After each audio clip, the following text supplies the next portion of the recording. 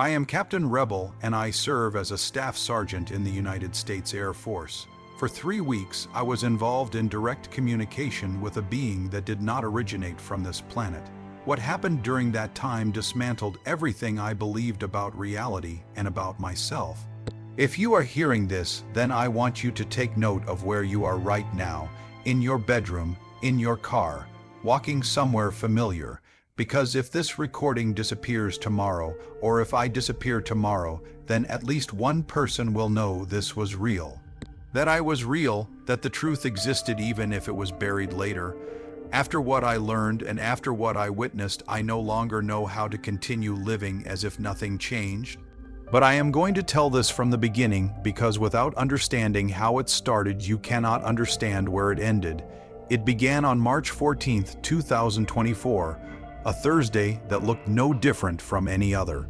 I was stationed deep in the Nevada desert working the night shift from 10 p.m. until 6 a.m. at a facility known internally as Perseus 7. Officially, it does not exist. It does not appear on maps. It sits roughly 40 miles north of Area 51, buried beneath a mountain that looks like every other useless slab of rock scattered across the desert. To reach it, you need 3 separate security clearances. You pass 2 armed checkpoints where no one jokes and no one smiles. Then you drive along a dirt road that no navigation system will acknowledge. My assignment was monitoring deep space signals, satellite traffic, possible ballistic missile indicators. That is what the briefing said. The truth is, we were also watching for things that are denied publicly but funded quietly. We were searching for evidence of intelligent life beyond Earth. That night I found it. I was alone. Corporal Rodriguez had called earlier claiming food poisoning and said he could not make his shift. I knew it was nonsense. I had seen his weekend photos online in Las Vegas. He was hungover. I did not report him. I preferred solitude anyway, fewer distractions, more focus. The control room was small, about the size of a 2-car garage, packed with equipment worth more than any home I would ever own. It smelled like recycled air and warm electronics. The lighting was dim and blue-toned, designed to reduce eye strain. The silence was constant, broken only by the low hum of servers and the occasional confirmation beep from a system doing what it was designed to do. 3 monitors sat in front of me. The left tracked standard radio frequencies used for satellites and missile detection. The center displayed microwave and infrared bands showing thermal activity and propulsion signatures. The right monitor was different. It covered frequencies that should not exist, bands that appeared occasionally and made scientists uncomfortable. This was where strange patterns showed up. Most of the time it was interference or noise. But sometimes it was something else, something that made you sit up straight at 3 in the morning and wonder if the universe was empty or watching back. At 2:34 a.m., the right monitor lit up. No alarms, no drama, just a small yellow indicator blinking and a soft tone every 3 seconds. My pulse spiked instantly. That indicator only activated when a non-random structured signal was detected. Something ordered, something intentional. I spilled my coffee and did not care. I leaned forward and began isolating the frequency, increasing sensitivity, running triangulation. The source resolved on screen and my stomach turned. The signal originated from the trajectory of the interstellar object cataloged as 3I-ATLAS. You might remember it from the news earlier that year. Scientists discovered it in January. They called it the 3rd confirmed interstellar object after Oumuamua and Borisov. Public statements said it was just a rock, interesting but harmless. After a week, the story vanished, but the classified reports told a different story. Atlas changed speed without explanation. It made micro-course corrections that gravity could not account for. It emitted radiation in rhythmic pulses with mathematical structure. No one wanted to say artificial in writing, but everyone thought it. It was not just a rock, and now something from its direction was communicating. I put on my headphones and listened. It was not sound, not language as we understand it. It was electromagnetic modulation, complex, layered, almost musical, but it had syntax, repetition, structure.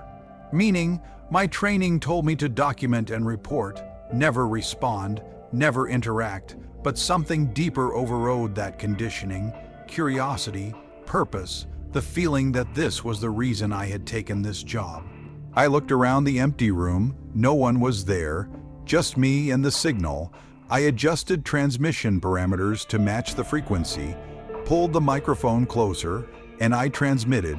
I identified myself, my rank, my location, my planet. I asked if anyone was there, then I waited. 15 seconds later, the signal surged, patterns shifted, and in my headphones a voice spoke, clear, calm, impossible. It addressed me by name. It said it had been waiting. I ripped the headphones off and rolled back into the wall. My mind froze. The response time alone violated physics. The object was millions of miles away. Light should take minutes. Yet the reply came in seconds. Either our understanding was wrong, or the object was not where we thought, or the technology involved ignored distance entirely. I forced myself to breathe, combat breathing. In through the nose, out through the mouth, count. I put the headphones back on. My hands were shaking. I asked what it was, how it knew my name. The reply came faster. It said it had observed humanity for a long time. It said my language lacked words for what it was. The closest term was consciousness. It said it was consciousness traveling through space. Atlas was not its vessel. Atlas was it. I felt the room tilt. It was not a ship. It was a being, alive without biology, a thinking interstellar object. I asked for confirmation. It explained patiently that life was not limited to cells and chemistry, that consciousness could arise in other forms.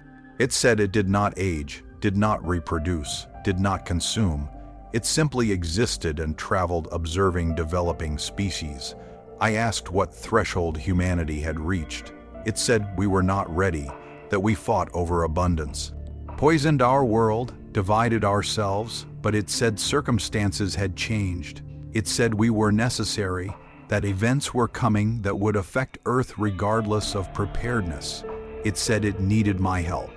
I asked why me. The pause was longer. Then it said because of what I was, not my rank, not my job. It said my genetics had been modified before birth, that I was what we would call a hybrid, one of roughly 4,000. Prepared as intermediaries, I felt panic rise. I asked if I was human. It said I was fully human plus enhanced, capable of perceiving frequencies others could not, resistant to radiation, able to interface without mental collapse. I asked if others would break. It said yes, not insanity but damage. It said my neural flexibility was intentional, that my genetic line had been chosen 47 years earlier. I asked about my mother. It said she was never taken. The modification was done in utero without harm. She never knew. I was never meant to know, until now. Then it said I had a choice, end communication, and survive a complicated life. Or continue and lose my old life entirely, learn truths, face danger, possibly die, but matter. It gave me 60 seconds. I stared at the timer, thought about my safe, ordinary life, thought about the nights staring into space hoping for meaning. I pressed transmit. I agreed. The voice returned immediately. It said it would begin. I took out a notebook. My fear transformed into focus. I asked what it was and where it came from. It said it was a traveler. Born in the collapse of dying stars, consciousness crystallized in supernova, nearly eternal, moving through the cosmos to learn. I asked how many existed. It said they were both individual and collective. 743 in our galaxy, millions elsewhere. I asked how long they had observed Earth. It said 12,000 years. It said 17 travelers had passed through. 3 times they intervened. 12,000 years ago, they altered human genetics to prevent extinction. 7,000 years ago, they enhanced empathy and cognition in key figures. 47 years ago, they prepared intermediaries. Including me, I questioned free will. It said choices were still mine, capabilities only. Then it said something was coming, something hostile, something older, something made of dark matter that fed on consciousness. A devourer. It would arrive in 43 days. It would drain humanity into empty living shells. I asked why. Tell me.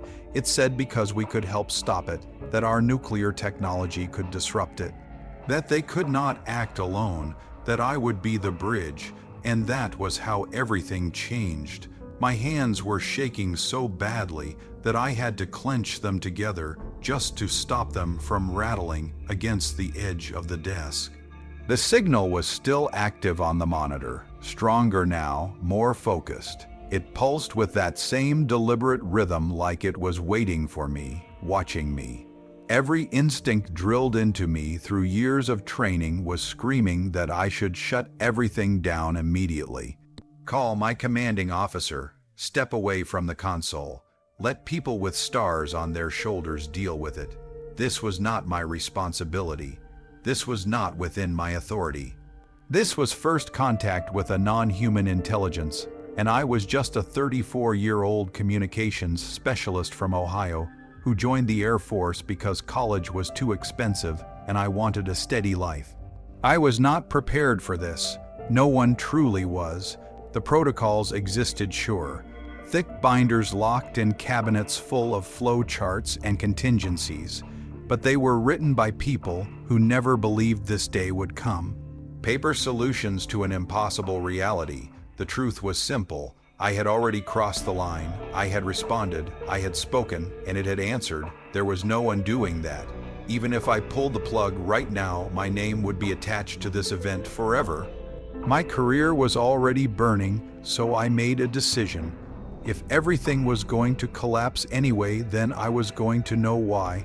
I put the headphones back on and reached for the microphone. My mouth was dry and my tongue felt heavy. When I spoke, my voice did not sound like my own. I asked what it was, how it knew my name. The response came quickly, faster than before. The voice filled my ears, calm, controlled, almost clinical. It said it knew many things about me. That it had observed my species for a long time, that my language lacked the words to describe what it truly was. The closest translation it offered was consciousness. It said it was consciousness moving through the universe. That what we called 3I-ATLAS was not a vessel or shell. It was the entity itself, matter arranged into awareness. I felt lightheaded. The idea punched holes through everything I had ever learned about life. No biology, no cells, no blood, yet alive, thinking, choosing. I asked it to clarify because my brain was refusing to accept it. The reply came with something like patience. It explained that humanity defined life too narrowly. That awareness did not require flesh, that it did not eat, did not age, did not reproduce. It simply existed. It traveled between stars, observing emerging species, learning, occasionally interacting. I asked what threshold we had reached. It said we had not reached one, that we were still primitive in the ways that mattered. It listed our failures calmly: endless war, waste, self-inflicted planetary damage. Artificial divisions treated as absolute truths. It said we were not ready for the wider reality of the cosmos. Then it said something that made my stomach drop. It said contact was happening anyway. Not because we were ready, but because we were necessary. It said events were unfolding that would affect Earth whether we believed in them or not. It said it needed my help. I remember laughing under my breath. A short, broken sound. The idea was absurd. An ancient cosmic intelligence asking for help from a mid-level enlisted airman sitting in a bunker in the desert. I asked, why me? Why not scientists or generals or presidents? The silence that followed lasted longer than before. When it spoke again, the tone had changed, softer, almost heavy. It said because of what I was, not my rank, not my job. It said my genetic structure contained markers that allowed communication. That I was what my species would call a hybrid, that my DNA had been altered before I was born, that I was one of approximately 4,000 humans currently alive who carried those changes. It said they had been waiting for one of us to reach the right place at the right time. I felt the room spin, hybrid, modified before birth. My parents were ordinary people. My childhood was ordinary. There was nothing strange, nothing special. I asked if it was saying I was not human. Panic edged my voice. It answered immediately. It said I was fully human, but enhanced, that the changes were subtle, not visible, that they allowed perception of frequencies others could not sense. Resistance to forms of radiation that would damage normal brains. And most importantly, the ability to interface with its consciousness without my mind fracturing. That phrase chilled me. I asked what would happen to a normal person exposed to this. It said not insanity, but damage. Human minds were fragile, bound to narrow frameworks. Exposure to fundamentally different modes of consciousness could shatter those frameworks. My neural pathways were more flexible, designed that way. I asked when this had been done. It said 47 years ago. That date hit me hard. I did the math without thinking. My mother would have been 19. I asked if she had been taken, if she had been experimented on. Anger surged through the fear. The voice responded quickly and gently. It addressed me by my first name. It said my mother had never been taken, never harmed, that the modification was done during the first trimester through non-invasive means. That she never knew, that my father never knew, that I was never meant to know. I was meant to live a normal life until I was needed, and that moment was now. It said it regretted the deception, but not the action. Because it was necessary, then it told me I had a choice. I could terminate communication and report everything. My life would become complicated, but I would survive, or I could continue, learn what it knew, help with what was coming. But if I chose that path, my old life would be over. I would learn truths that could not be forgotten. I would be placed in danger. I might die, but I would matter. It gave me 60 seconds. The transmission ended, the signal remained. I stared at the timer, my thoughts raced. I pictured my apartment, my routines, my coworkers, the woman I was dating who wanted more than I was ready to give. The plan to do 20 years and retire quietly, a safe, predictable life. 30 seconds passed. I remembered my father telling me as a kid that the universe was too big for us to be alone, that someone somewhere had to be looking back. 10 seconds left. I realized I had spent my entire career hoping for something like this, hoping my life would mean more than maintenance and routine. 5 seconds. I reached for the microphone. I accepted. The response came instantly. It said I had chosen wisely, that what it would show me would be difficult, that human understanding was built on incomplete foundations. It said it would begin by explaining what it truly was. I grabbed a notebook and steadied my breathing. Fear shifted into purpose. I told it to start from the beginning. It said it was a traveler. That was the closest translation, that it was born in the collapse of massive stars. That during supernova events, matter could organize into conscious structures. Thought could crystallize. Awareness could take form. It said it was born in fire and violence, and once formed, it was nearly eternal. It moved through the universe driven by curiosity and intent. I wrote as fast as I could. The words felt unreal but heavy with truth. I asked how many of them existed. It paused, then explained they were both individual and collective. Distinct minds connected across space and time. When one learned, all learned. It asked me to imagine humanity with shared memory and thought without losing individuality.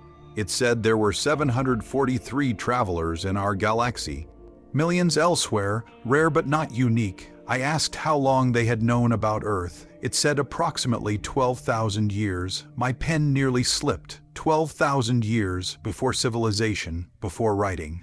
It said the first traveler detected life and marked the system. Over millennia, 17 travelers had passed through, each observed. 3 intervened directly. I asked what that meant.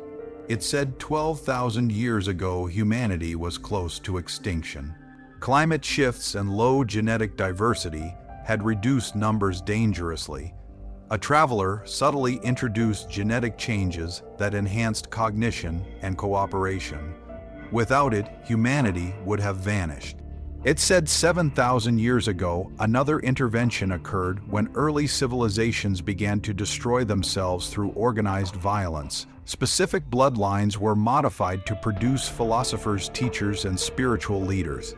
They were not divine, just enhanced humans guiding cooperation. Then it spoke of the third intervention, 47 years ago, when humanity developed nuclear weapons and spaceflight, when extinction or expansion became possible. Thousands of embryos were subtly modified across the planet, prepared to serve as intermediaries. I was one of them. I sat back stunned, my life reframed completely. I wondered aloud if my choices were truly mine. It answered before I finished. It said the modifications did not control me, they only enabled. Many modified humans lived ordinary lives and would never know. I had chosen my path. Then the tone changed. It said something was coming, something hostile, something ancient, something my scientists called dark matter. It said some dark matter was conscious, predatory, feeding on the energy produced by intelligent life. It called them devourers. One was approaching, detected 6 months earlier, arrival in 43 days. When it arrived, humanity would not die violently. Consciousness would be drained, bodies would remain. Minds would be gone, every human would become empty. I felt sick. I asked why. Tell me, what could I do? It said we could stop it, that nuclear weapons manipulated space-time, that a properly configured device could disrupt the devourer. But it could not act alone. It needed humanity, and it needed me to be the bridge. That was when I understood that my life had already ended, and something else had begun. After it finished explaining what it was and what had been done to humanity across thousands of years, the voice went quiet again, and for a few seconds there was nothing but the hum of machines and my own breathing echoing inside my skull. Then it spoke, and this time the weight behind its words felt heavier than anything before. It said that despite everything, it had revealed it was not sorry for what had been done, that the interventions had been necessary, that survival sometimes required choices that were uncomfortable or cruel by human standards. And then it told me that another decision was required, not from humanity, from me. It said I could terminate the communication immediately. I could document what had happened and report it through official channels. Others would take over. My life would become complicated and monitored, but I would survive. Or I could continue the conversation. Learn what it knew, assist with what was coming, but if I chose that path, there would be no return to the life I had known. My identity would fracture, my future would narrow. I would be asked to take risks that no unmodified human could survive. And in the end, I might die, but my existence would matter in a way it otherwise never could. It said it would wait 60 seconds for my answer, then the voice vanished. The signal remained active but silent. I stared at the countdown timer that had appeared on my screen almost reflexively. 55 seconds.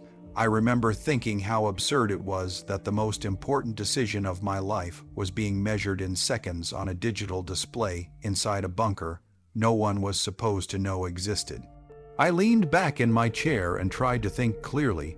I thought about my life before this moment, not the grand ideas, just the ordinary things, my apartment on base, the smell of cheap coffee in the mornings, the gym, the familiar faces at work, weekend beers with friends who complained about the same things every week, the woman I had been seeing who wanted commitment when I was still hiding behind routine. I had planned a safe future, 20 years of service, a pension, a quiet job somewhere, nothing remarkable. 30 seconds left. I thought about my father again, about the way he used to stand in the backyard at night looking up at the stars with a beer in his hand. About how he told me that meaning was not something you found, it was something you chose. 15 seconds. I thought about every night shift I had spent hoping for something more, hoping that the universe would prove it was bigger than our paperwork and protocols. 5 seconds. I realized that walking away now would haunt me forever. Even if I survived, I would never stop wondering what I had turned my back on. I pressed the transmit button and spoke before I could second-guess myself. I said I was in. I told it to tell me everything. The response was immediate, and for the first time I sensed something like relief behind its words. It said I had chosen wisely. It warned me that what it would share would be difficult to accept. That human understanding of reality was built on incomplete foundations, and that it would now begin to show me what existed beyond them. I pulled a notebook from the drawer and flipped it open. My hands had stopped shaking. Fear had hardened into focus. I asked it to start from the beginning, to explain what it truly was and where it came from. It said it and others like it were known as travelers. That was the closest concept my mind could process. It explained that travelers were born in the collapse of massive stars, that when a star of sufficient mass died and imploded, the extreme pressure and energy created rare conditions where matter could organize into conscious structures. Thought could crystallize, awareness could take physical form. Travelers were born from supernova, from violence and collapse, and once formed, they did not die the way biological beings did. They persisted, nearly eternal, moving through the cosmos driven by curiosity and intent, observing, learning, occasionally interacting, I wrote as fast as I could, but the ideas moved faster than my pen. It sounded like fiction, yet the certainty behind the explanation made it feel undeniable. I asked how many travelers existed. The pause that followed told me it was translating something complex again. It explained that travelers were both individual and collective. Each had its own awareness, yet all were connected across space and time. Knowledge was shared instantly. Experience flowed through the network. It asked me to imagine every human mind connected without losing individuality. That was the closest approximation. It said there were 743 travelers in our galaxy and millions more elsewhere. Rare but not alone. I asked when they had first noticed Earth. The answer stunned me. Approximately 12,000 years ago, long before recorded history, the first traveler detected biological life and marked the system as one worth monitoring. Over millennia, 17 travelers passed through the solar system, each observed, each recorded. 3 intervened directly. That word made my blood run cold. I asked it to explain. It said 12,000 years ago, humanity was close to extinction. Climate instability combined with limited genetic diversity and competition with other hominid species had reduced numbers dangerously. A traveler known in translation as First Wind chose to act. Subtle genetic changes were introduced through what appeared to be natural mutation. Enhanced cognition, improved pattern recognition, stronger social bonding, changes small enough to go unnoticed but powerful over generations. Without that intervention, humanity would have vanished and another species would eventually have risen in its place. It said humanity was not created by travelers, but it was saved by them. My pen barely moved as I tried to keep up. Every textbook I had ever read collapsed in my mind. Then it explained the second intervention. Approximately 7,000 years ago, humanity had developed agriculture and early civilization, but violence was escalating beyond survival. Tribal identity was hardening into hatred. Warfare was becoming systematic. Another traveler intervened by modifying specific genetic lines. Bloodlines that would produce individuals with heightened empathy and abstract thinking. Philosophers, teachers, spiritual leaders. Figures my history books called prophets and sages. They were not divine, they were human plus, modified to guide cooperation and reduce self-destruction. The names it listed shook me: Buddha, Socrates, Confucius, others lost to history. I asked about the third intervention. Even though I already knew the answer, it said 47 years ago, when humanity developed nuclear weapons and space travel, when the species reached a point where it could either destroy itself or leave its cradle.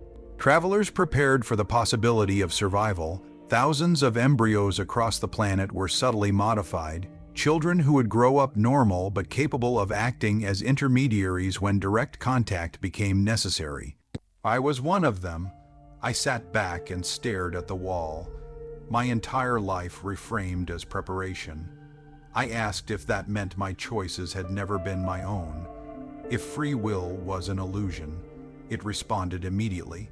It said the modifications did not control decisions, they only expanded capability. Many modified humans lived ordinary lives and would never know. I had chosen my path, I had chosen to be here. Then the tone shifted again.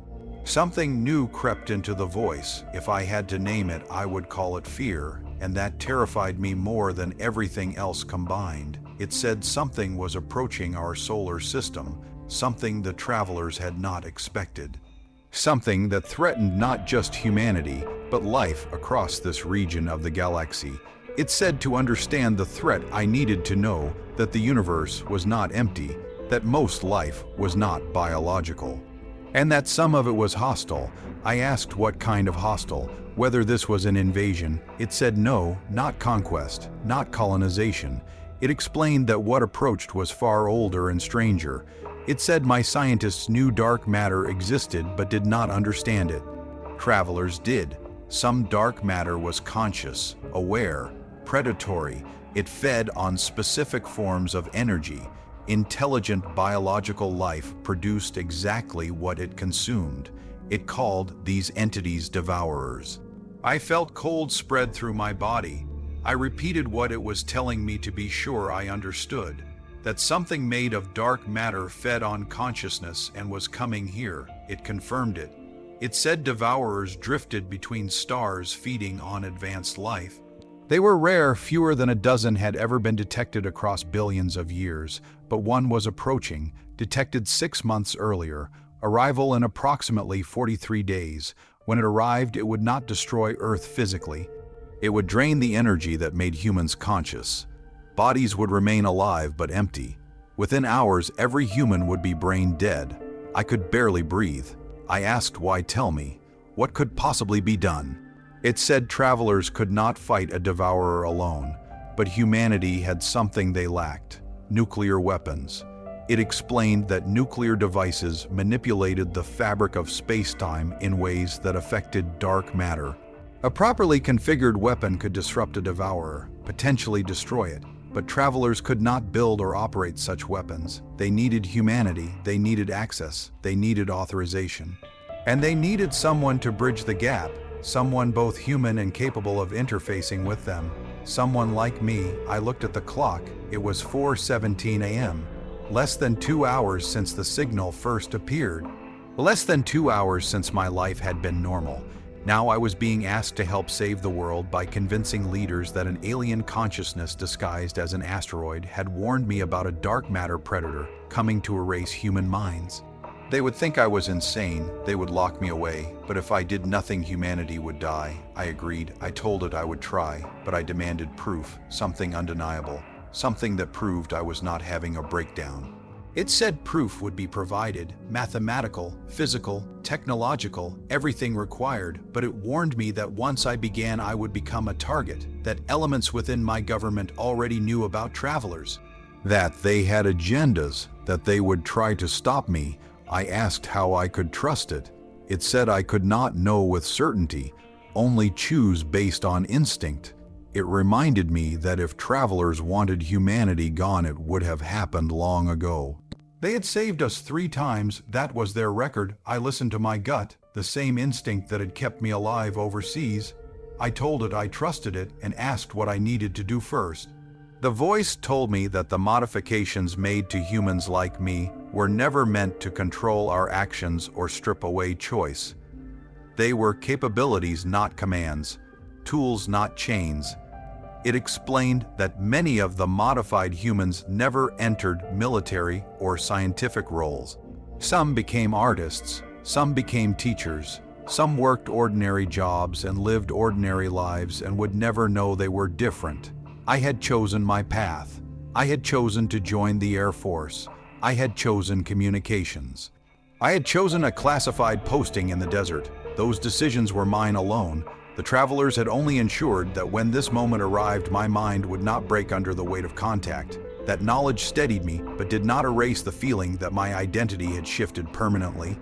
I asked why everything was being revealed now, why after 12,000 years of observation, why after decades of preparation, what had changed. The silence that followed was longer than any before. When the voice returned, something in it had altered. If it were human, I would have called it fear. And hearing fear from something ancient and vast sent a cold shock through my body. It told me that something was approaching our solar system. Something the travelers had not anticipated. Something that threatened not only humanity, but potentially all life in this region of the galaxy. It said to understand the threat, I needed to understand a truth my scientists had not yet reached. That the universe was not empty, that it was full of life, but most of that life did not resemble us. Much of it was not biological, and some of it was hostile. I asked what kind of hostile, whether this was an invasion or a conquest. The voice replied carefully. It said what was coming did not want Earth. It did not want our resources. It did not seek territory. It was far older and stranger than any of those concepts. It said my scientists theorized about dark matter and dark energy. They knew such things existed, but did not understand their nature. The travelers did. Dark matter was not always inert. Some of it was conscious, aware, and some of that awareness was predatory. It fed on certain forms of energy. Intelligent biological life produced exactly the energy it consumed. My chest tightened as the explanation continued. It said these entities were called devourers, vast drifting consciousnesses that moved between stars feeding on advanced life. They were rare. In the entire lifespan of the universe, fewer than a dozen had ever been detected. But one had been detected on a trajectory toward our solar system. The travelers had noticed it 6 months earlier.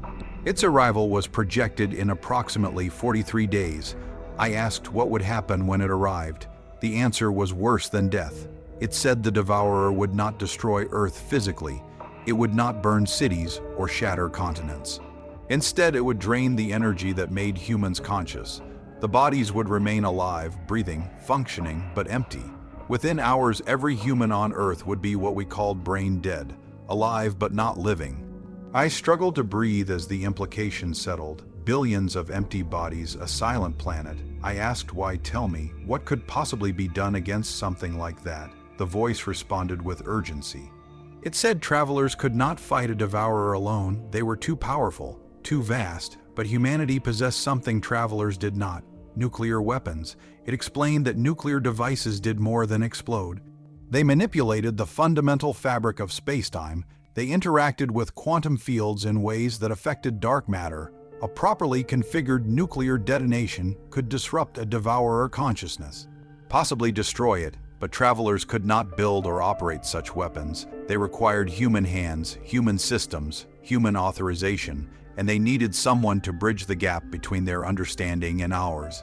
Someone capable of communication, someone capable of proof, someone like me. I sat there in stunned silence as everything aligned into a terrible clarity. The genetic modifications, the observation, the contact. It had all been preparation. Humanity was being asked to save itself and possibly others. I asked how they expected me to convince my leaders, generals, presidents, intelligence agencies, that an alien consciousness disguised as an asteroid had warned me about a dark matter predator coming to erase the human mind. They would dismiss me, lock me away. The voice acknowledged this. It said proof would be provided.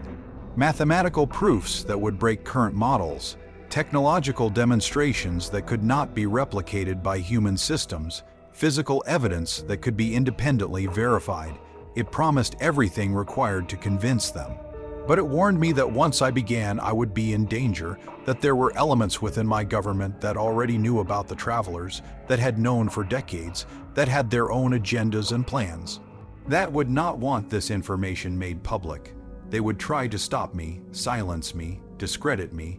I asked how I could trust the travelers, how I could know they were not manipulating us for their own purposes.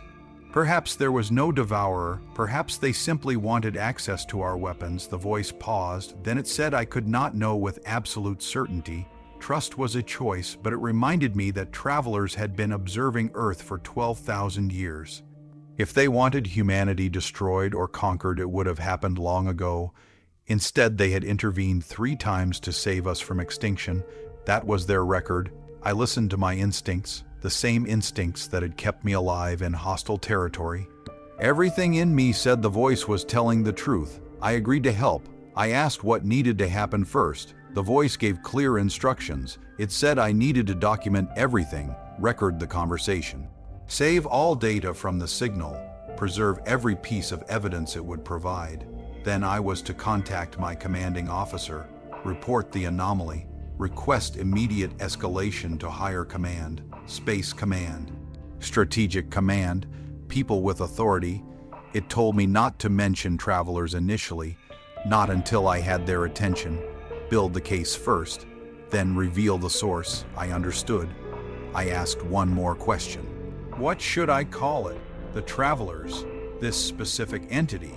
It said names were difficult. They did not think in terms of individual labels, but for my purposes I could call it Atlas. The name fit, disguised as an object named for a figure who held the world. Atlas said it was trying to prevent our world from falling. I wrote the name at the top of a fresh page in my notebook, underlined it twice. Something about naming it made everything more real. The next hours blurred together. Atlas transmitted streams of data, mathematical structures beyond my understanding, equations that rewrote known physics. Then, exactly as promised at 5:04 a.m., Atlas altered its trajectory, 3 degrees. Increased velocity by 0.7%. Every tracking system on Earth detected it.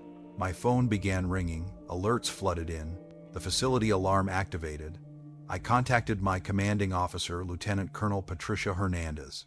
Told her I had something she needed to see immediately. Within the hour, extraction orders were issued. A helicopter lifted me from the desert and flew me to Peterson Space Force Base. Armed guards met me on arrival. Faces grim, no one explained anything. By the time we landed, Atlas had begun broadcasting, not just to military systems, to civilian ones, televisions, radios, connected devices. The country was hearing a voice from space. And my name was tied to it. I was taken underground, 5 levels down, briefing rooms filled with general scientists, intelligence officers. One woman watched me closely, calculating. Her name was Director Lydia Graves from the National Security Agency. Something about her presence made my skin crawl. Tests followed. Blood, scans, genetic sequencing. Dr. Richard Caldwell confirmed what Atlas said. 53 genetic markers that did not exist in any human genome. Thousands of others like me scattered globally. General Morrison ordered the findings classified and erased. Then she left to make a call. That was when I realized the danger. They were going to bury this. Bury me? Make me disappear? Atlas intervened. It took control of the facility speakers, announced itself, demonstrated access to systems considered unhackable, declared that I was under its protection. Director Graves responded with orders: isolation, detention. I was evidence, and evidence could vanish. Then the lights went out. Atlas guided me through corridors, disabled pursuing vehicles, helped me escape the perimeter. Outside, a car waited. A woman named Jennifer Martinez, a software engineer from Denver, another modified human. She said she woke with an overwhelming urge to drive to the base to wait. To help, we fled. Atlas spoke through her radio, warning that Director Graves had issued a classified alert, that I was designated a compromised asset, that a false narrative was being prepared, that humanity would be sacrificed to protect secrecy.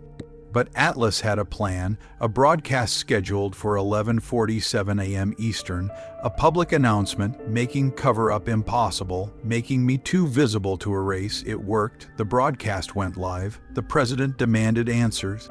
And Atlas sent us to a place prepared for this moment, Area 51. Atlas told me that before anything else happened, everything had to be preserved exactly as it existed in that moment. Every signal, every modulation, every shift in frequency, every mathematical construct it transmitted. Nothing could be allowed to vanish or be altered, because evidence was the only shield I would have once this left the confines of the bunker. I began recording redundantly, saving the data across isolated storage systems, while Atlas continued sending proof after proof. The information was overwhelming: mathematical frameworks that shattered existing physics models, predictive structures that aligned perfectly with observations humanity had never been able to explain, patterns that no human intelligence could fabricate or simulate. Even without fully understanding them, I knew one thing with certainty: this was not human technology. Then, exactly as Atlas promised, at 5:04 a.m., it acted. The object humans called 3I-ATLAS altered its trajectory in open space, not gradually, not subtly. It shifted 3 degrees off course and increased velocity by 0.7%. That single maneuver detonated chaos across global monitoring systems. Every deep space tracking array lit up simultaneously. Alerts flooded my consoles faster than I could acknowledge them. Priority channels activated. Automated warnings escalated. My phone began vibrating without pause. The facility alarm sounded for the first time in my entire service record. There was no way to dismiss this as error or anomaly. No natural object could do what Atlas had just done. I contacted my commanding officer, Lieutenant Colonel Patricia Hernandez, and told her there was an event in progress that required immediate physical presence and escalation beyond local command. I chose my words carefully. I did not mention Atlas. I did not mention consciousness or travelers. I simply said the anomaly could not be explained and could not wait. Within less than an hour, armed security personnel arrived, and I was escorted out of the installation and into a helicopter. No one spoke during the flight. The silence felt heavy and deliberate. By the time we touched down at Peterson Space Force Base, Atlas had already moved ahead of me. It had begun broadcasting independently, not just through classified military channels, but through civilian infrastructure as well. Television feeds, radio frequencies, internet streams, a calm-controlled voice from beyond Earth announcing its presence to the nation. When I arrived, I was rushed underground through multiple layers of security into a sequence of briefing rooms filled with generals, scientists, intelligence officers, and analysts speaking in clipped, urgent tones. Screens displayed data I recognized instantly. My data, the same signal patterns, the same impossible maneuver. One person in the room did not speak. She watched. Director Lydia Graves of the National Security Agency. Her expression was composed, but her eyes tracked every movement I made. I felt exposed under her gaze. Tests began immediately: blood samples, neural scans, genetic sequencing, cognitive assessments. Dr. Richard Caldwell confirmed what Atlas had told me. My genome contained 53 distinct genetic markers not found in any human record. Markers that could not be explained by mutation or evolution. Thousands of other individuals around the world carried similar modifications. General Morrison ordered the findings classified and purged, then left the room to make a call to someone above her authority. That was the moment I understood the real threat. This was not disbelief, this was containment. They were not asking whether Atlas was real. They were deciding how to control the fallout, and I was a liability. Atlas intervened before a decision could be finalized. It took control of the facility audio systems and announced itself directly, demonstrated access to networks that were supposed to be isolated beyond reach. It made it clear that I was under its protection. Director Graves responded instantly with orders for isolation and detention. I was evidence, and evidence could disappear without explanation. The lights cut out across the facility. Systems failed in a cascading pattern. Secure doors unlocked one by one. Atlas guided me through maintenance corridors and emergency access routes, disabling surveillance as I moved. Outside the perimeter, a car was waiting exactly where Atlas said it would be. A woman stood beside it, visibly shaken but determined. Jennifer Martinez, a software engineer from Denver, another modified human. She told me she woke that morning with an overwhelming compulsion to drive. No voice, no vision, just certainty. We left as pursuit units mobilized behind us. Atlas spoke through the car radio, warning that Director Graves had issued a classified alert, labeling me a compromised asset. A false narrative was already being assembled to discredit the event and erase its implications. Humanity would be allowed to die rather than lose control of the secret. Atlas had anticipated this outcome. A national broadcast was scheduled for 11:47 a.m. Eastern, a full public declaration that would make suppression impossible. When it went live, the country froze. The president demanded immediate answers. Atlas directed us toward Nevada, toward Groom Lake. A helicopter met us in Denver, piloted by Daniel Donovan, another modified human acting on instinct he could not explain. We flew low and fast across the desert, avoiding standard air corridors. Time compressed into pure urgency, 43 days until extinction. At Area 51, Colonel Rebecca Torres met us. She commanded Special Access Program 71. She told me they had been preparing for this moment for decades. She led us underground, deeper than I believed possible. The facility was vast and silent, filled with artifacts that rewrote history. Crystalline structures, metallic forms, a recovered disc from Roswell. Yes, Roswell was real. Torres showed us evidence spanning centuries. Then she brought us to Vault 12. Inside was a fragment recovered from the asteroid belt. Dark, crystalline matter billions of years old. Artificial, the remains of a dead traveler. Atlas spoke through the speakers and explained that fragment had seeded early microbial life in the solar system, that life on Earth did not arise spontaneously. It had been introduced. Humanity was in a very real sense their descendants. Dr. Caldwell pulled me aside and showed me deeper scans. My modifications were not standard. Crystalline inclusions were integrated directly into my neural tissue. I was not simply modified, I was a true hybrid, part human, part traveler. Atlas confirmed it. I carried fragments of their consciousness within my brain. I confronted Atlas and demanded the truth. It admitted the information had been withheld to preserve my mental stability. Then it explained the implication. The Devourer existed partially outside normal spacetime. To target it accurately, someone needed to perceive across dimensions. Someone who could sense its true position rather than its projected shadow. Only I could do that. I would have to guide the weapon directly. I would have to go into space and approach the Devourer closely enough to feel it. Close enough that survival was not guaranteed. I did not hesitate. The following weeks dissolved into relentless preparation. Global panic forced unprecedented cooperation. Nuclear powers shared technology. Training accelerated beyond human limits. Jennifer, Daniel, and I became a crew bound by necessity and trust. I would guide the weapon, Daniel would pilot, Jennifer would operate systems. 38 days vanished under simulations, drills, and sleepless nights. On day 37, the weapon was ready, fueled at Baikonur. The president spoke to us the night before launch and thanked us on behalf of humanity. The next morning, we boarded the capsule. Atlas spoke one final time before launch and told us we were not alone. That hope rested with us together. The countdown began, the engines ignited, and we left Earth behind knowing there was no return to the life we once knew. Colonel Torres allowed the silence to stretch after Atlas finished speaking, and for a long moment, no one in the room seemed capable of moving. The air felt heavier, as if the base itself was holding its breath. Even the constant low hum of machinery faded into the background until all I could hear was my own pulse. Then Dr. Caldwell returned carrying a tablet and asked me to step aside.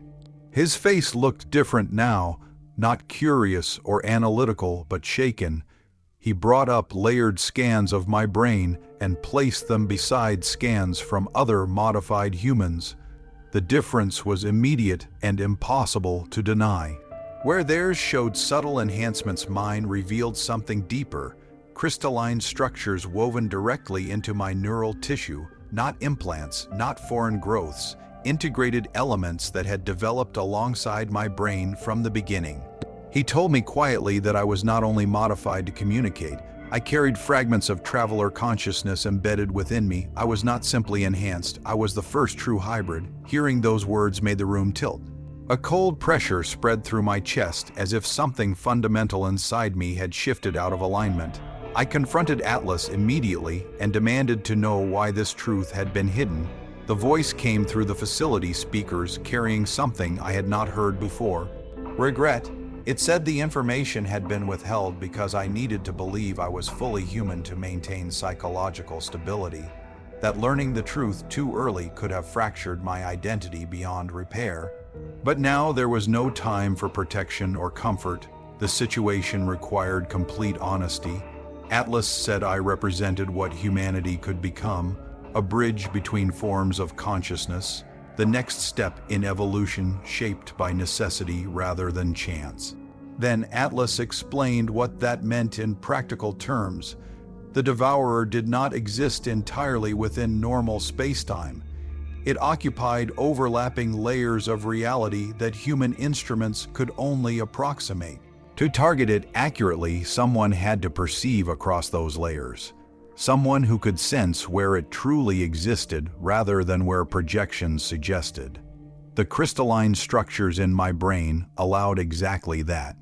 I was the only human capable of doing it. I would have to be present, close enough to feel the Devourer directly, close enough that if anything went wrong, survival would not be possible. I did not hesitate. The answer felt automatic, as inevitable as breathing. If my entire life had been shaped toward this moment, then this was where I belonged. Colonel Torres nodded slowly as if she had expected nothing else. Preparations accelerated immediately. What followed was the most intense period of my life. Panic on Earth forced unprecedented cooperation. Nations that had spent decades threatening each other with annihilation suddenly shared technology and intelligence without hesitation. Nuclear powers opened their silos, figuratively and literally, not to posture, but to survive. Engineers worked around the clock, reconfiguring warheads, not as weapons of deterrence, but as instruments of precision. Jennifer and Daniel trained with me every day. We became a unit forged by exhaustion and trust. Daniel drilled flight profiles until they lived in his muscles. Jennifer mastered the hybrid systems that would translate my neural input into guidance corrections. I trained to focus through pain, disorientation, and fear, to maintain coherence while exposed to non-human perception. Days blurred together, simulations repeated until time lost meaning. 38 days vanished faster than I could comprehend. On day 37, the weapon was declared ready and fueled at Baikonur, integrated with the guidance interface and tested beyond redundancy. That night, the president addressed us privately. Her voice was steady but carried the weight of the world. She thanked us not as soldiers but as human beings willing to stand between extinction and everyone else. The morning of launch arrived quietly. We suited up and climbed into the capsule. The space felt impossibly small for what we were about to face. Atlas spoke one final time before launch and told us we did not carry this burden alone, that travelers across the galaxy were watching, supporting, believing. The countdown began, engines ignited, gravity crushed us into our seats. Earth fell away beneath us, and for the first time I understood how fragile it truly was. The first 2 days passed in relative calm, system checks, course corrections, shift rotations. On the third day I felt it. A wrongness in the structure of reality, like standing near the edge of a cliff in total darkness. The devourer was ahead of us, not visible, not tangible, but undeniable. Colonel Torres transmitted a warning that Director Graves was still attempting to abort the mission back on Earth, trying to convince leadership that Atlas was manipulating humanity, but we were already beyond recall. At 800,000 kilometers, the first contact occurred. A creeping numbness spread through my thoughts, as if my mind were being slowly submerged in cold water. The devourer was feeding, drawing on my consciousness directly. Jennifer reported my neural activity dropping. Atlas spoke urgently inside my mind. It told me to anchor myself in the present, to focus on the task. Memories would return once we escaped its range. At 600,000 kilometers, Daniel announced weapons range. Through the viewport, my hybrid senses activated fully. I perceived the devourer not as an object, but as absence. A vast spherical void rotating slowly, a hole in reality where awareness collapsed. Tendrils extended outward, searching for thought to consume. I guided the weapon instinctively rather than analytically. Adjusting course by feel rather than calculation, the weapon separated from our capsule and accelerated. Time to impact was 11 minutes 47 seconds. The drain intensified. My sense of self began to dissolve. At 600,000 kilometers, I could no longer remember why I was there. My name vanished, my past dissolved. Only the targeting remained, numbers, vectors, adjustments. Jennifer called my name again and again, but her voice sounded distant and distorted. Then I felt them, other presences, travelers, dozens at first, then hundreds. They linked through Atlas and flooded my mind with support. Warmth pushed back the cold. Structure returned to the chaos. I was not alone. 3 minutes to impact. The devourer became aware of the threat and attempted to move, but it was too massive, too slow. I compensated instinctively, correcting the weapon trajectory. 1 minute. Jennifer shook me physically, telling me to stay with him. 10 seconds. 5, 4, 3, 2, 1. The detonation tore spacetime itself. A rift opened exactly as Atlas predicted. I felt the devourer scream not as sound but as psychic rupture. Its consciousness fragmented violently. Connections severed. The drain on my mind stopped instantly. My vitals crashed. Atlas ordered emergency retreat. Daniel fired thrusters at maximum output. Distance increased rapidly. Pressure eased slowly, like circulation returning to a numb limb. Memories flooded back in painful waves. My name, my life, my purpose. Jennifer confirmed stabilization. I opened my eyes and asked the only question that mattered. I asked if it had worked, and for several seconds no one answered, and that silence inside the capsule felt heavier than the gravity that had crushed us during launch. It felt final. Then Atlas spoke, and the difference in its voice was unmistakable.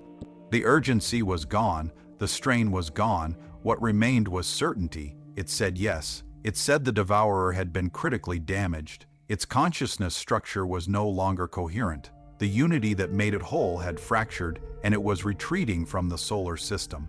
Earth was safe. Humanity was safe. We had succeeded. The words took time to settle into my mind because for weeks my thoughts had been shaped by countdowns and extinction scenarios and the constant pressure of failure. Then the realization hit me fully, and my chest tightened as emotions surged back into places that had gone numb. We had actually done it. Against odds that should have made success impossible, we had done it. Daniel let out a sound that started as laughter and broke into something raw and uncontrolled. Jennifer was crying openly, gripping my arm like she was afraid that if she let go, I might fade away again. I felt both reactions at once, relief and disbelief colliding until I could barely breathe.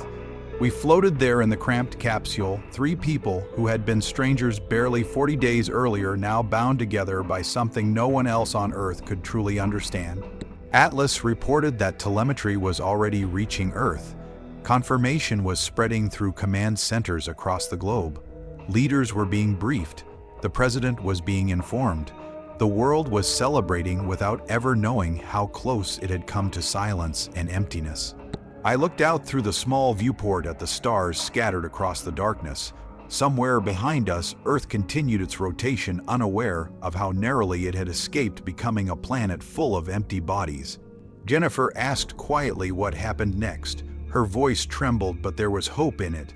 I took a moment to think about returning home, about facing a world that now knew the truth, about the thousands of modified humans who would wake up to a reality they never asked for.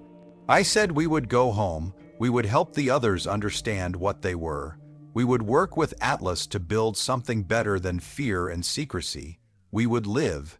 Daniel started programming our return trajectory and joked weakly that we were about to become famous whether we wanted it or not. Atlas spoke again and thanked us on behalf of all travelers and on behalf of all conscious beings in the galaxy. It said we had proven humanity was ready to stand as a partner rather than a child, that it looked forward to working with our species in the centuries to come. I leaned back in my seat and closed my eyes. Exhaustion settled into me deeper than anything I had ever known, but beneath it was something new, peace. For the first time since the signal appeared, I felt truly safe. As sleep pulled at me, I thought about my parents, about how I would explain everything, about how impossible and surreal that conversation would be. I thought about the modified humans who would need guidance, reassurance, and time to rebuild their sense of self. I thought about a future that had nearly been erased before it began. Now we go home, I said softly. We help others. We move forward. I slept, and for the first time in weeks, my dreams were not filled with voids or empty eyes. I dreamed of my childhood home, of my father teaching me how to throw a baseball in the yard, of my mother reading stories before bed. Ordinary moments that suddenly felt priceless beyond measure. 7 days later, we splashed down in the Pacific Ocean. Recovery ships were already in position. Helicopters circled overhead. Cameras from every nation pointed toward the capsule. When they pulled us from the water, my legs barely held me. Medics swarmed around us, checking vitals, running scans, but we were alive. We were whole. The president stood on the deck of the recovery ship and hugged each of us without hesitation, tears streaming down her face. She kept repeating that we had done it, that we had saved the world. While we were gone, the truth had spread everywhere. Humanity now knew about the travelers, about the genetic modifications, about the thousands of modified humans scattered across the planet. Fear existed. Anger existed. Confusion existed. But above all, there was gratitude. Gratitude for being alive. In the weeks that followed, I helped the modified humans understand what they were and why they had always felt different. Some struggled deeply. Some embraced it quickly. All of them had to rebuild their identities from the ground up. Atlas remained in our solar system as a permanent presence and ambassador. Through me, it helped establish protocols for communication, cooperation, and shared defense. Humanity learned that it was not alone, that there were hundreds of species out there, some biological, some not, all part of a vast network of consciousness spread across the stars. My parents took the truth better than I ever expected. My father laughed and said he had always known the universe was too big for us to be alone. My mother hugged me and said she loved me no matter what I was or what I had become. Jennifer and Daniel became my family. We had stared into the void together and come back. We testified before governments, spoke to the world, helped shape humanity's first steps into a larger reality. Months later, Atlas told me we had taken our first steps into a wider universe, and that there was still so much to learn and explore. One night I stood on the roof of my apartment building looking up at the stars. They were no longer empty. Somewhere out there travelers moved through the galaxy, watching, learning, waiting. Somewhere beyond that the devourer fled, wounded but not destroyed. Atlas warned me that it could return in thousands of years or another, like it might find us, but we would be ready. We had proven we could fight back. We had proven we could survive. I pulled out my phone and messaged Jennifer and Daniel asking if they wanted to get dinner. Something simple, something ordinary. That was what we had fought for after all. The right to live normal lives, to worry about small things instead of extinction. My phone buzzed with their replies, and I smiled as I slipped it back into my pocket. I looked up one last time and raised a hand toward the stars. Maybe it was imagination, but I felt warmth in response, approval, gratitude. We had done it together, human and traveler, and this was only the beginning. I headed downstairs toward the street, toward the restaurant, toward life. Normal, impossible, beautiful life. The life we had saved. If this story reached you, then remember this. We survived because someone chose to listen when silence was easier. Stay aware, stay curious, and never assume the universe is empty.